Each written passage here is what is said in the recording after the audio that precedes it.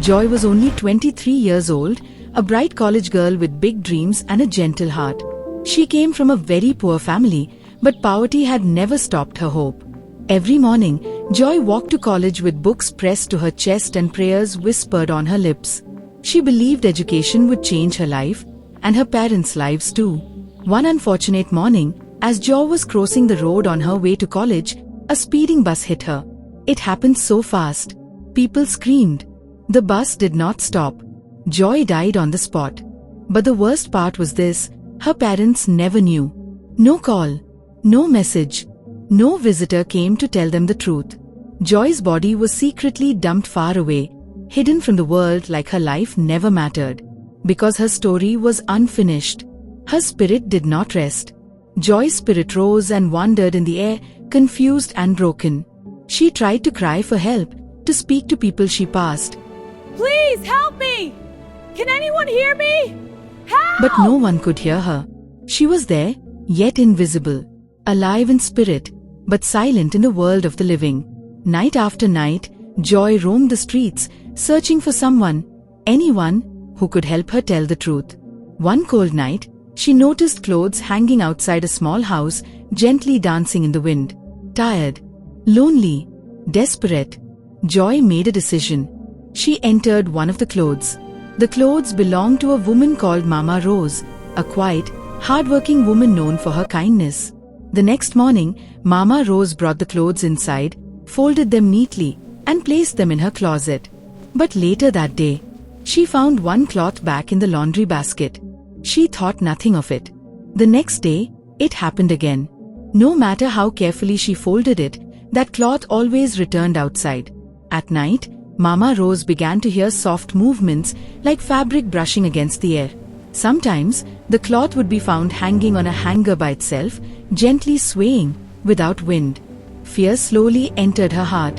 One evening, while Mama Rose was cooking, she heard loud noises from the living room. Her heart raced. When she went to check, she froze. That same cloth was hanging in the air, twisting, shaking, making strange sounds, as if crying.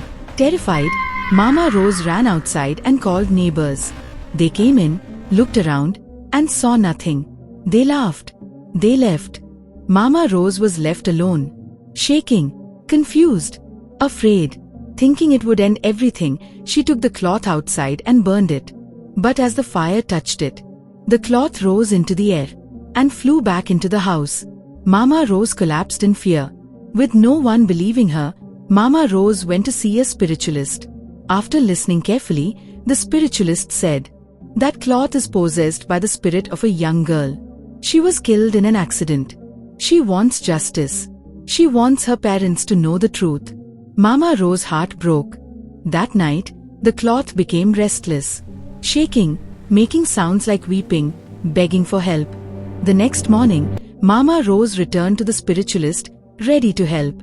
She was told, "Take the cloth to the girl's family. I will guide you." That evening, Mama Rose placed the cloth in a bag and began a long journey, far, far away. Step by step, she was guided until she reached a poor home. When she spoke to Joy's parents, they did not believe her, until the cloth began to move. Through Mama Rose, Joy's spirit spoke, "Tell my mother, tell my father, I was killed by a bus. My body was thrown away in this place." The parents wept. They followed the directions and found Joy's body. At last, she was taken to the mortuary, prepared, and buried with dignity. Only then, Joy's spirit rested.